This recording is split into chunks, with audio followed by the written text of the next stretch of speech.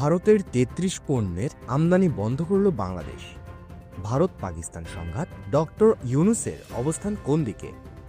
বছরের পর বছর ধরে ভারত থেকে আমদানি করা পণ্য দখল করে রেখেছিল বাংলাদেশের বাজার। ফলে স্থানীয় শিল্প প্রতিষ্ঠানগুলো কঠিন প্রতিযোগিতার মুখে পড়েছিল। এতে একদিকে দেশীয় শিল্পকে ধ্বংসের পথে ঠেলে দিচ্ছিল, অন্যদিকে ভারতীয় রপ্তানিকারকদের লাভ বাড়াচ্ছিল হু হু করে। এই পরিস্থিতিতে দেশের বাজার ভারসাম্যহীন হয়ে পড়ে। এমন পরিস্থিতিতে দেশীয় শিল্পের স্বার্থ রক্ষায় বড় ধরনের সিদ্ধান্ত নিয়েছে বাংলাদেশ সরকার। ভারতের বাজার নির্ভরতা কমিয়ে দেশের শিল্প খাতকে টিকিয়ে রাখতে এবার ৩৩টি ভারতীয় পণ্যের আমদানি সম্পূর্ণ বন্ধ ঘোষণা করা হয়েছে। এই সিদ্ধান্তের পেছনে প্রধান তিনটি কারণ রয়েছে। প্রথমত, দেশীয় শিল্পকে রক্ষা করা। দ্বিতীয়ত, অপ্রয়োজনীয় আমদানির চাপ কমানো। তৃতীয়ত, শুল্ক ফাঁকি ও অবৈধ রিরাউটিং বন্ধ করা। জাতীয় রাজস্ব বোর্ড এনবিআর এই নিষেধাজ্ঞা জারি করেছেন। এতে বলা হয়েছে, নিষিদ্ধ ঘোষিত পণ্যের মধ্যে অনেকগুলোরই দেশীয় উৎপাদন ব্যবস্থা শক্তিশালী, কিন্তু ভারতীয় পণ্যের সস্তা দামের কারণে সেসব খাত মার খাচ্ছে। অনেক কারখানা উৎপাদন কমিয়ে দিতে বাধ্য হয়েছে, কেউ কেউ বন্ধ পর্যন্ত করে দিয়েছেন। যে ৩৩টি পণ্যের উপর নিষেধাজ্ঞা এসেছে তার মধ্যে রয়েছে duplex board, newsprint, craft paper, মাছ, আলু, গুঁড়ো দুধ, তামাক, রেডিও, টিভি, সাইকেল ও মোটরযানের যন্ত্রাংশ, সিরামিক, স্যানিটারি সামগ্রী, স্টেইনলেস স্টিল পণ্য, মার্বেল স্ল্যাব, টাইলস, মিশ্র কাপড়, ছাপানো কাপড়, ডিনার সেট, গ্লাসওয়্যার, কৃত্রিম রেশমি সুতা, প্যাকেটজাত নুডলস, সৌন্দর্যচর্চার প্লাস্টিক সামগ্রী, প্লাস্টিক চামচ ও বালতি, aluminium fittings, electric switch, UPS box, কম দামি ফার্নিচার, কিচেন সেট এবং বিভিন্ন গৃহস্থালী প্লাস্টিক পণ্য। নিষেধাজ্ঞা জারি হলেও কিছু ক্ষেত্রে ব্যতিক্রম রাখা হয়েছে, যেমন নিবন্ধিত বিড়ি কারখানাগুলোর জন্য কাঁচা তামাকের নির্দিষ্ট উপাদান বিশেষ শর্তে আমদানি করার অনুমতি থাকবে। এই সিদ্ধান্ত বাংলাদেশের অর্থনীতিতে একটি বড় বার্তা বহন করে। সরকার স্পষ্টভাবে বুঝিয়ে দিয়েছে যে দেশীয় শিল্পকে আর অবহেলা করা যাবে না। এতদিন ভারত থেকে আসা সস্তা পণ্যের কারণে যারা স্থানীয় বাজার হারিয়েছে তাদের জন্য এটি স্বস্তির খবর। এছাড়া নতুন উদ্যোক্তাদের জন্য একটি সহায়ক পরিবেশ তৈরি করা হবে। স্থানীয়ভাবে উৎপাদিত পণ্যের চাহিদা বাড়লেও মানও উন্নত হবে। এতে করে দেশীয় পণ্য আন্তর্জাতিক বাজারে প্রতিযোগিতা করার মতো সক্ষমতা অর্জন করতে পারবে। এই সিদ্ধান্তের ফলে ভারতের উপর নির্ভরতা কমবে এবং বাংলাদেশ বিকল্প বাজার ও উৎসের দিকে মনোযোগ দিতে পারবে, যেমন চীন, মালয়েশিয়া, তুরস্ক, থাইল্যান্ড, ইন্দোনেশিয়া ও মধ্যপ্রাচ্য। সবশেষে বলা যায়, এই আমদানি নিষেধাজ্ঞা শুধুমাত্র একটি বাণিজ্যিক পদক্ষেপ নয়, বরং এটি বাংলাদেশের অর্থনৈতিক স্বাবলম্বিতা ও শিল্পায়নের পথে এক গুরুত্বপূর্ণ মাইলফলক। এতে একদিকে আমদানি হ্রাস পাবে, অন্যদিকে দেশীয় শিল্পে গতি আসবে এবং কর্মসংস্থানও বাড়বে। বাণিজ্য ইস্যু নিয়ে ঢাকা দিল্লির মধ্যে সাম্প্রতিক টানাপোড়েনের সম্পর্কের ধারায় কোনো ইতিবাচক সংকেত না দিলেও বাংলাদেশের সঙ্গে বাণিজ্য যুদ্ধে জড়িয়ে পড়ার কোনো ইচ্ছা ভারতের নেই বলে একটি প্রতিবেদন প্রকাশ করছে টাইমস অফ ইন্ডিয়া। বাংলাদেশ ভারতের ভূখণ্ড ব্যবহার করে অন্য দেশে পণ্য রপ্তানি করার যে সুবিধা ভোগ করে আসছিল, সম্প্রতি ভারত সরকার তা বাতিল করে দেওয়ার পর বাংলাদেশ দেশটির স্থল বন্দরগুলো ব্যবহার করে সুতা আমদানি বন্ধ করে দিয়েছে বলে উল্লেখ করা হয় এই প্রতিবেদনে।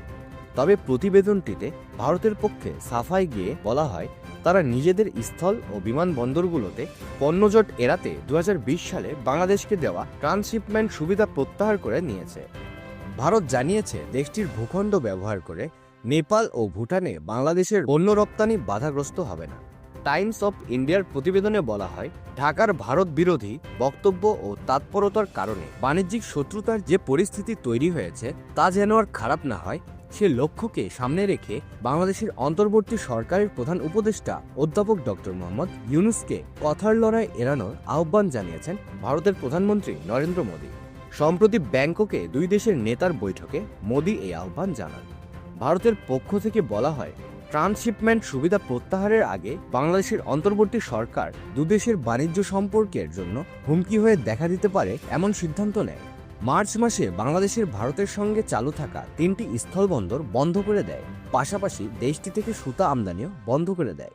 বাংলাদেশের বস্ত্রশিল্পের উৎপাদনকারীরা এ বিষয়ে সরকারকে সতর্ক করে দিয়ে বলছে, এই সিদ্ধান্ত হবে বস্ত্র রপ্তানিকারকদের জন্য আত্মঘাতী।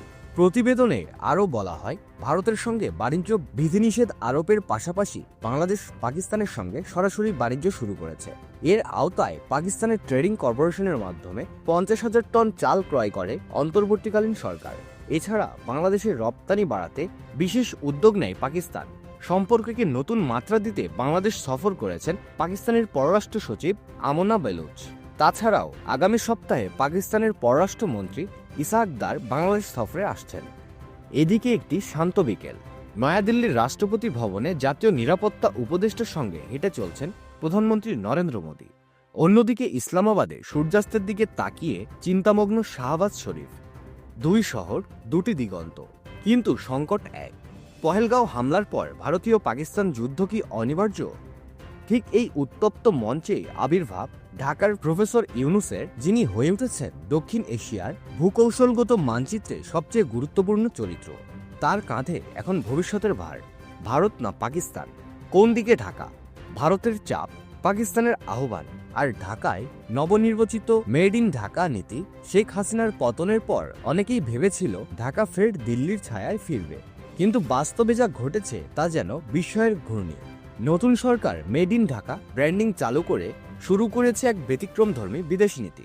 ভারত, চীন, পাকিস্তান, এমনকি রাশিয়ার সঙ্গেও সমান দূরত্ব ও সমান বন্ধুত্বের খেলা। চীন ও তুরস্কের সঙ্গে সামরিক প্রশিক্ষণ ও ড্রোন প্রযুক্তি নিয়ে ইরানের সঙ্গে চট্টগ্রাম বন্দরের উন্নয়ন প্রকল্প। এই সব মিলিয়ে বাংলাদেশ এখন ভৌগোলিকভাবে নয়, কৌশলগতভাবেও গেম চেঞ্জার হয়ে উঠেছে। পহেলগাঁও হামলার পর মোদির প্রতিশোধ স্পষ্ট, আর ঢাকার বন্ধুত্বের শর্তও কঠোর।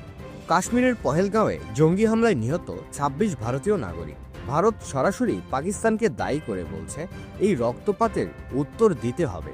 সীমান্তে যুদ্ধজাহাজ মোতায়েন, মিডিয়ার হিংস্র প্রচার, সব মিলিয়ে যেন 1999 বা 2019 সালের মতো যুদ্ধ পরিস্থিতি ফিরে এসেছে। এই পরিস্থিতিতে পাকিস্তানের সঙ্গে ঢাকায় সামান্যতম বন্ধুত্বও ভারতের চোখে শত্রুতা বলে বিবেচিত হতে পারে। কিন্তু ঢাকা স্পষ্ট বলেছে, আমাদের বন্ধুত্ব হবে আমাদের শর্তে, দিল্লির নয়। এটা একটা বিপ্লব, এক আত্মবিশ্বাস। নতুন মুসলিম দক্ষিণ এশিয়া তৈরির আহ্বান। প্রফেসর ইউনুসকে বার্তা পাঠালেন শাহবাজ শরীফ। যে ভাষায় প্রফেসর ইউনুসকে আহ্বান জানিয়েছিলেন, চলুন গড়ি এক নতুন মুসলিম দক্ষিণ এশিয়া, তাতে দিল্লি কার্যত স্তব্ধ। বিশ্লেষকরা বলেছেন, এটি দুই জাতি সত্ত্বের একটি নতুন সংস্করণ, আর তা ঢাকাকে এক অদ্ভুত কূটনৈতিক ফাঁদে ফেলছে। কিন্তু ঢাকাও বুঝে গেছে, নিরপেক্ষতা দুর্বলতা নয়, বরং কূটনৈতিক অস্ত্র। ঢাকা কি হবে মধ্যস্থতাকারী, না হয়ে উঠবে উত্তপ্ত সংঘর্ষের কেন্দ্র? এখনকার ঢাকা আর পুরনো সেই ছোট ভাই নয়, বরং এক স্ট্র্যাটেজিক রাইভাল। এটাই ভারতের আতঙ্ক। একটি গোপন রিপোর্ট বলছে, ঢাকা যদি পাকিস্তানের সঙ্গে সামরিক সহযোগিতায় যায়, তবে সেটি ভারতের নিরাপত্তার জন্য বড় হুমকি। কিন্তু এবার ঢাকার কণ্ঠে ভয় নয়, আত্মবিশ্বাস। আমরা কাউকে ভয় পাই না, আমরা স্বাধীন রাষ্ট্র। আন্তর্জাতিক সংবাদ মাধ্যম যেমন আল জাজিরা, রয়টার্স, এমনকি হিন্দু ও এশিয়া টাইমস বলছে, ঢাকায় এখন দক্ষিণ এশিয়ার কিংমেকার। শেষ প্রশ্ন, প্রফেসরের কৌশল কি হবে? এই উত্তপ্ত পরিস্থিতিতে প্রফেসর ইউনুস কি সিদ্ধান্ত নেবেন? ঢাকায় কি হবে নতুন জোট গঠনের প্ল্যাটফর্ম, নাকি যুদ্ধের অজুহাত? ভারত কি প্রভাব হারিয়ে ফেলবে উপমহাদেশে? পাকিস্তান কি ফিরে পাবে এক যুগ্ম নেতৃত্বের স্বপ্ন? উত্তর এখন অজানা, কিন্তু একটাই নিশ্চিত, এই ভূখণ্ডের পরবর্তী নাটকের কেন্দ্রবিন্দু এখন ঢাকা। আমাদের চ্যানেলে প্রতিদিন এমন নতুন নতুন সংবাদ পেতে আমাদের চ্যানেলটি সাবস্ক্রাইব করে পাশে থাকুন।